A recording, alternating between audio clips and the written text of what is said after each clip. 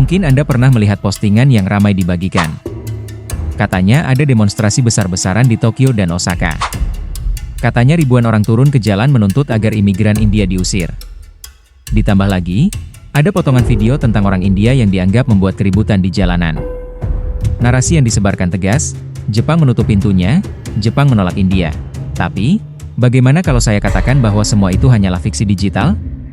Bagaimana kalau kenyataannya justru sebaliknya? Pemerintah Jepang sedang mati-matian mengundang puluhan ribu profesional India untuk masuk? Ya, inilah kontradiksi terbesar Jepang hari ini. Pertarungan antara kebutuhan ekonomi yang rasional dan ketakutan budaya yang emosional. Mari kita kupas bersama. Pertama-tama, mari kita lihat kenyataan yang tidak bisa dibantah.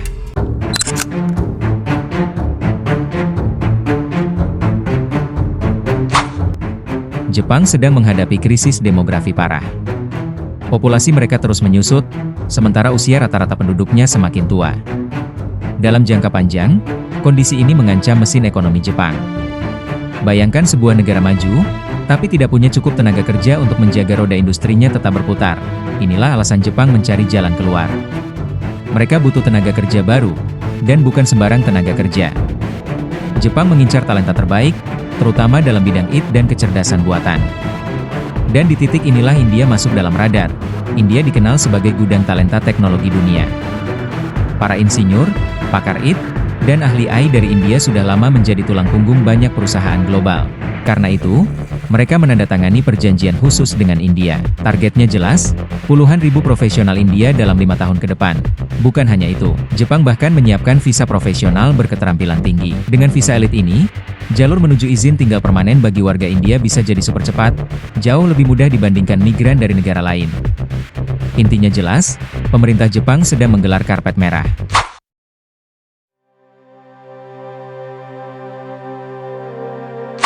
Tapi kalau begitu, dari mana muncul kabar bahwa Jepang menolak keras kedatangan orang India? Jawabannya ada pada konflik antara kepala pemerintah dan hati masyarakat. Yang datang ke Jepang adalah tenaga ahli dengan gaji tinggi. Jadi, mereka tidak merebut lapangan pekerjaan buruh lokal. Penolakan yang muncul bukan soal ekonomi, melainkan soal identitas budaya. Jepang adalah negara homogen, yang menjunjung tinggi atau harmoni sosial. Mereka terbiasa hidup dalam tatanan yang seragam. Kehadiran ribuan orang asing menimbulkan rasa khawatir. Apakah Jepang akan kehilangan keunikannya? Apakah harmoni sosial itu bisa bertahan jika banyak orang asing masuk? Inilah titik pertemuan antara Tatemae dan Hone. Tatemae adalah wajah publik, sikap yang ramah dan menghindari konflik. Hone adalah perasaan asli yang kadang disembunyikan. Karena itu, demonstrasi massal jarang terjadi di Jepang. Tapi di dunia maya, semua bisa lepas, di sanalah muncul berbagai narasi palsu. Postingan tentang demonstrasi besar, angka imigran yang dilebih-lebihkan, hingga video yang dipotong sedemikian rupa. Semua ini menjadi saluran untuk mengekspresikan Hone, penolakan yang sesungguhnya. Dan jangan salah, narasi digital ini bukan tanpa tujuan. Video-video viral tentang keributan kecil langsung diperbesar, diberi judul bombastis, lalu disebarkan ribuan kali. Tujuannya jelas, menciptakan gambaran bahwa imigran India tidak bisa beradaptasi dengan budaya Jepang. Kalau ada satu insiden kecil, katakanlah orang India melanggar aturan lalu lintas atau bersuara keras di tempat umum, video itu bisa dijadikan bukti visual bahwa seluruh komunitas India mengancam harmoni Jepang. Padahal, kejadian seperti itu juga bisa kita temukan di negara manapun. Tapi di tangan kelompok anti-imigran, potongan video jadi senjata. Mereka ingin mengirim pesan, lihat, mereka tidak menghormati budaya kita. Mereka tidak bisa berbaur. Kehadiran mereka mengancam tatanan kita.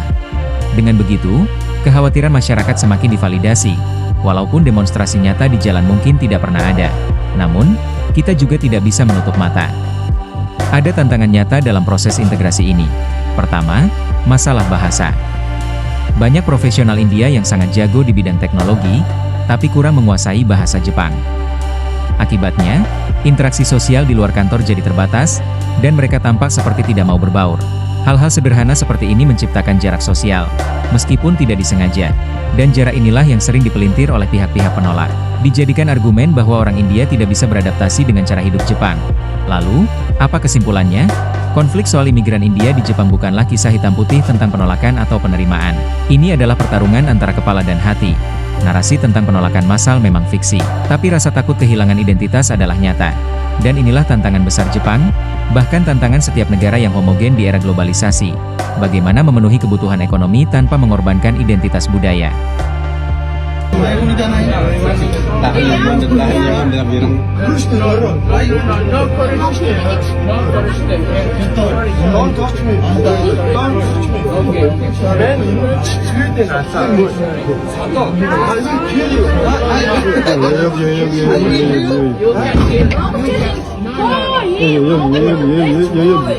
여기.